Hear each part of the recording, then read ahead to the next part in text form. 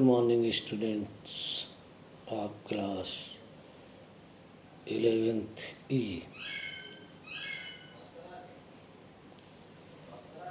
We will continuation with this series, with this video series. Today we will discuss about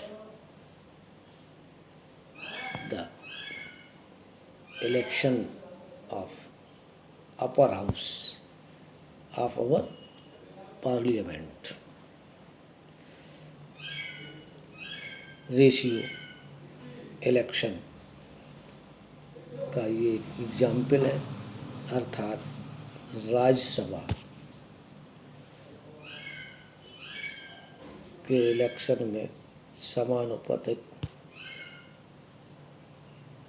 representative system. समानुपातिक representative का ये एक तीसरा example है। दो एग्जाम्पल इससे पहले वाले वीडियो में हम अपलोड कर चुके हैं।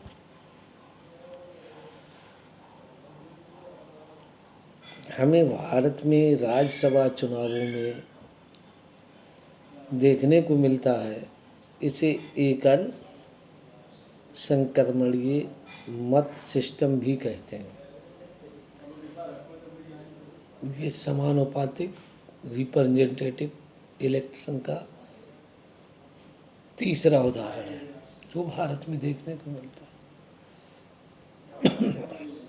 इसको कहते हैं एकल संक्रमणीय मत सिस्टम। देखिए, एवरी स्टेट्स ऑफ इंडिया जो होती है वो राज्यसभा में सीटों को कोटा निश्चित होता है प्रत्येक स्टेट का, जितने भी भारत में राज्य हैं।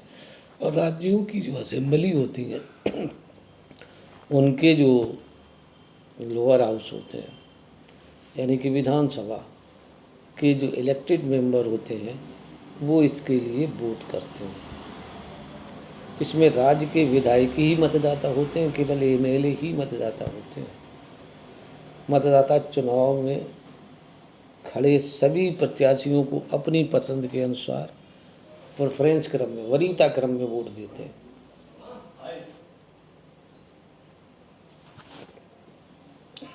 जीतने के लिए किसी भी प्रत्याशी को मतों का एक कोटा प्राप्त करना आवश्यक होता है राज्यसभा का मेंबर बनने के लिए, जो एक फार्मूले के अनुसार निकाला जाता है। वो फार्मूला है कुल मतदाता या कुल मतदान अपान कुल विजयी उम्मीदवार प्लस एक और टोटल का प्लस एक। उदाहरण के लिए मान लीजिए राजस्थान में विधायकों की संख्या जो है वो 200 है और वहाँ राज्यसभा के लिए 4 मेंबर चुने जाने हैं। ये राज्यसभा एक स्थायी सदन होता है, ये कभी भंग नहीं होता। इसका कार्यकाल 6 वर्ष के लिए होता है और हर 2 वर्ष बाद 1/3 इसके लोग रिटायरमेंट होते हैं, उनकी जगह दूसरे ले लेते हैं। 2+2+2 इस तरीके से इसका चुनाव इंटरवल में, अंतराल में होता रहता है। तो मैं राजस्थान का उदाहरण दे रहा हूँ कि मान लीजिए राजस्थान में 4 राज्यसभा के अपर हाउस के मेंबर चुने जाने हैं और वहाँ विधायकों की संख्या 200 है। तो जीतने वाले राज्यसभा मेंबर को कितने मत चाहिए? तो देखो भाई, 200/4 प्लस 1 बराबर 200/5 प्लस 1, अर्थात 200 में 5 का भाग दिया जाएगा, 40 आएगा, 1 जोड़ा जाएगा, 41 आएगा। अर्थात 41 वोटों की एक भी राज्यसभा मेंबर को चुनने में ज़रूरत पड़ेगी। जब गिनती शुरू होगी, काउंटिंग होगी, तब कैंडिडेट को जो प्राप्त मत हैं वो फर्स्ट प्रेफरेंस के देखे जाएंगे, प्रथम वरीयता के वोट गिने जाएंगे। अगर वो प्रथम वरीयता के वोट की काउंटिंग के समय ही इतना कोटा प्राप्त कर लेता है तो उसको विजयी घोषित कर दिया जाएगा, नहीं तो उसको दूसरी वरीयता के वोटों को गिना जाएगा और पुनः मतगणना होती रहेगी जब तक ऐसे उस प्रत्याशी को मतगणना से निकाल ना दिया जाए जैसे प्रथम वरीयता वाले सबसे कम वोट मिले उसके वोटों को अन्य प्रत्याशियों से वोटों में बांट दिया जाता है। ऐसा करते करते कहने का मतलब ये है कि 41 वोट जो हैं जब मिल जाते हैं एक प्रत्याशी को तब वो विजयी हो जाता है। ये तो था लोकसभा में समानुपातिक प्रतिनिधित्व, निश्चित कोटा होता है। भारत में सर्वाधिक वोट से जीत की सिस्टम को क्यों अपनाया गया, अगला है लार्जेस्ट वोट वाले को ही क्यों जीता माना जाता है, ये सिस्टम क्यों अपनाया गया, इसके पीछे क्या कारण है। तो देखो भाई, इस प्रश्न के उत्तर को का अनुमान लगाना बहुत कठिन नहीं है।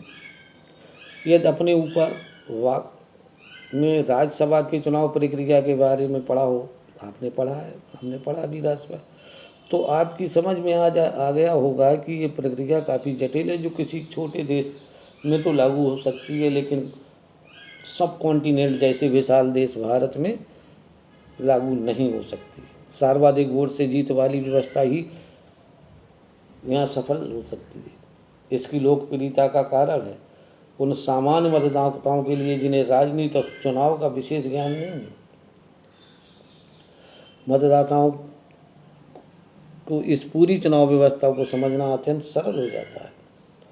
इसके अतिरिक्त चुनाव के समय मतदाताओं के पास स्पष्ट विकल्प होते हैं। मतदाताओं को वोटर को वोट डालते समय किसी कैंडिडेट के दल को केवल स्वीकृति प्रदान करना होता है। राजनीति की वास्तविकता को ध्यान में रखकर मतदाता किसी प्रत्याशी को भी वरीयता दे सकता है, किसी दल को भी वो चाहे तो इन दोनों में मतदान के समय असंतुलन बनाने की कोशिश भी कर सकता है। ये सिस्टम मतदाताओं को केवल दलों में ही नहीं बल्कि उम्मीदवारों के चयन में भी इस विकल्प दे देता है। अन्य चुनावी व्यवस्थाओं में खासतौर में समानुपातिक प्रतिनिधित्व जो सिस्टम है उसमें मतदाताओं को किसी एक दल को ही चुनने का विकल्प दिया जाता है, लेकिन प्रत्याशियों का चयन पार्टी द्वारा जारी की गई सूची के अनुसार होता है। इस प्रकार किसी क्षेत्र विशेष का प्रतिनिधित्व करने वाला उसके प्रति जो उसकी उत्तरदायी होती है वो एक प्रतिनिधि नहीं होता है, लेकिन सर्वाधिक वोट से जीत वाली व्यवस्था पर आधारित निर्वाचित क्षेत्रों में मतदाता जानते हैं कि उनका प्रतिनिधि कौन है और उसे उत्तरदायी ठहरा सकते हैं। लेकिन सबसे महत्वपूर्ण बात यह है कि संविधान निर्माता समझते थे कि समानुपातिक जो प्रतिनिधित्व सिस्टम पर आधारित चुनाव संसदीय सिस्टम में सरकार के स्थायित्व के लिए उपयुक्त नहीं होंगे। अगले अध्याय में हम संसदीय सिस्टम की प्रकरण के बारे में चर्चा करेंगे और आप देखेंगे समानुपातिक प्रतिनिधित्व प्रणाली से स्पष्ट बहुमत मिलने में कितनी कठिनाई होती है, मतों के प्रतिशत के अनुपात में कितनी कठिनाई होती है। इन तमाम चीज़ों को हम देखेंगे। संविधान अब तक का कामकाज संविधान निर्माताओं की अपेक्षाओं के ऊपर खरा उतरता है, इसलिए सर्वाधिक मत वाले को जीता यहाँ घोषित किया जाता है। तो अब आता है निर्वाचन क्षेत्रों का आरक्षण। देखो, हमने पहले भी पढ़ा कि सर्वाधिक मत से जीत वाली सिस्टम में किसी निर्वाचन क्षेत्र में जिस किसी उम्मीदवार को सबसे अधिक वोट मिल जाते हैं वो जीत जाता है, उसे ही चुना हुआ घोषित कर दिया जाता है। इससे छोटे छोटे सामाजिक समूहों का अहित हो जाता है और ये भारतीय सामाजिक परिवेश में और अधिक महत्वपूर्ण है। हमारे यहाँ जाति आधारित भेदभाव का इतिहास रहा है। ऐसी सामाजिक व्यवस्था में सर्वाधिक मत से जीत वाली सिस्टम का नतीजा ये होगा कि दबंग सामाजिक समूह और जातियाँ हर जगह जीत जाएंगी और दलित उत्पीड़ित सामाजिक समूहों का कोई प्रतिनिधित्व प्राप्त नहीं होगा। इसलिए हमारे संविधान ने इस कठिनाई को दूर करने के लिए दलित उत्पीड़ित समूहों के लिए उचित और न्यायपूर्ण प्रतिनिधित्व करने के लिए आवश्यकता समझी और उन्होंने क्या किया, आरक्षण कर दिया। स्वतंत्रता के पूर्व भी इस विषय पर बहस हुई और ब्रिटिश सरकार ने पृथक निर्वाचन मंडल की शुरुआत की थी। उसका अर्थ ये था कि किसी समुदाय के प्रतिनिधि के चुनाव में केवल उसी समुदाय के लोग वोट डाल सकते हैं। सर्वाधिक सभा के अनेक सदस्यों की संख्या थी। उनका विचार था कि ये संविधान सभा में कि ये व्यवस्था हमारे देश को पूरा नहीं करेगी, हमारे उद्देश्यों को पूरा नहीं करेगी। तो आरक्षित निर्वाचन क्षेत्रों की व्यवस्था के अंतर्गत किसी निर्वाचन क्षेत्र में सभी मतदाता वोट दें, लेकिन उसमें प्रत्याशी केवल उसी समुदाय का वर्ग का हो जिसके लिए वो आरक्षित सीट थी गया। वो ऐसा ही यहाँ चल रहा है। इसके बारे में एक चीज़ और बता दें, अगस्त 1932 ईस्वी में British prime minister Ramsay MacDonald एक सिद्धांत लाए थे सेपरेट इलेक्ट्रोड का, जिसको डॉक्टर भीमराव अम्बेडकर ने स्वीकारा था, मुस्लिम लीग ने स्वीकारा था, लेकिन कांग्रेस ने विरोध किया था और परम विरोध महात्मा गांधी ने किया था। अब इतने अनशन महात्मा गांधी ने शुरू कर दिया था और वो था मैकडोनाल्ड अवार्ड भी उसको कहते हैं, और सांप्रदायिक पहचान भी कहते हैं, जिसने भारत में पृथक निर्वाचक मंडल का आदेश दिया था। उसका गांधी जी ने विरोध किया था अगस्त 1932 ईस्वी में। ठीक है, तो उसमें क्या था, उसमें यही था, ये था अंग्रेजों ने ये व्यवस्था कर दी थी कि पृथक निर्वाचक मंडल होगा तो उसी जात के उसी समूह के लोग वोट देंगे, उसी जात का कैंडिडेट होगा। नहीं, तो गांधी जी ने इसका विरोध किया। फिर बाद में पूना पैक्ट हुआ सितंबर 1932 में गांधी और अम्बेडकर के बीच में। उस पूना पैक्ट के तहत आरक्षण को स्वीकार किया गया, लेकिन पृथक निर्वाचक सेपरेट इलेक्टोरेट को नहीं माना गया हमारे। तो आरक्षण उसमें अंतर है। आरक्षण तो आपका अगर सही अर्थ में पूछा जाए तो रीजनेबल क्लासिफिकेशन के अंतर्गत आता है, लेकिन सेपरेट इलेक्टोरल व्यवस्था, पृथक निर्वाचक मंडल इस व्यवस्था में नहीं आता था। तो यही हमारा आरक्षण, सीटें आरक्षण कर दी गई हैं, हर साल 10 साल के लिए बढ़ा दिया जाता है। कुल सीटें 543 हैं लोकसभा के लिए, उसमें 84 अनुसूचित जाति के लिए और 47 अनुसूचित जनजाति के लिए। ठीक है, ये आंकड़ा याद कर लीजिए, आरक्षण कर दिया गया सीटें बाद नहीं। वोट सभी लोग डालते हैं, लेकिन उसमें कैंडिडेट केवल आरक्षित वर्ग के ही खड़े होते हैं, यानी कि दलित ही खड़े होते हैं। और 543 में से 84 और 47, 84 SC के लिए हैं और 47 ST के लिए हैं, यानी कि 84 अनुसूचित जाति के लिए हैं और 47 अनुसूचित जनजाति के लिए आरक्षित कर दी गई है। ये विधान है। अब इसके अगला प्रकरण जो है हम आगे अपलोड करेंगे। आज के लिए बस इतना ही। धन्यवाद।